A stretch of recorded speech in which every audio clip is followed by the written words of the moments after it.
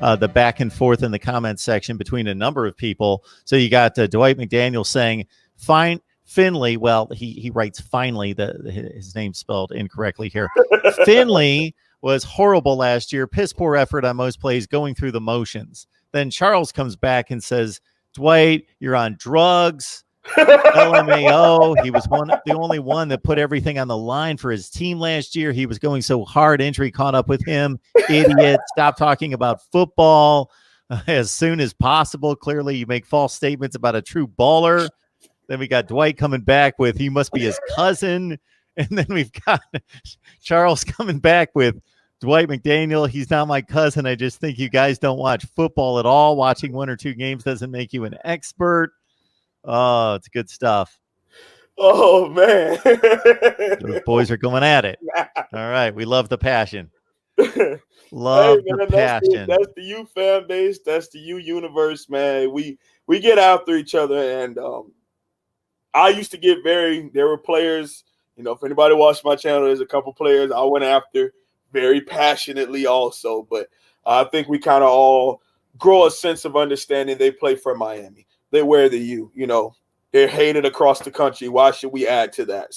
But when it comes to Romeo Finley, there's people who are on both sides of that argument. And like I said, when you're in a position to where it's new to your fan base, it's fairly new to college football, excluding like TCU, who's probably been running it for like a decade.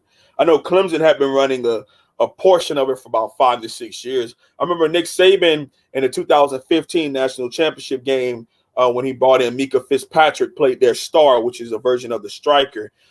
So it's kind of been around sparingly for half a decade, but for a team that's been a traditional 4-3 attack to where Miami had been for 40 years, and then you magically come up with this new gimmicky, to some people, gimmicky defense, it's going to take some growing pains and some learning pains. And Romeo Finley had a really, really good 2018.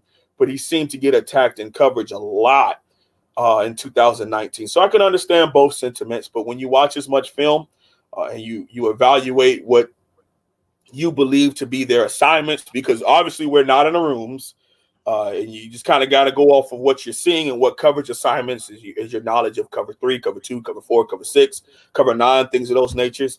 Then you kind of look at it and you say, you know what, Romeo Finley didn't have a horrific season. Yes, he had some mishaps. He had some slips up. Who doesn't? But Romeo Finley he gave his all. And playing hurt majority of the season, you get a tip of the cap from the host one. I appreciate him.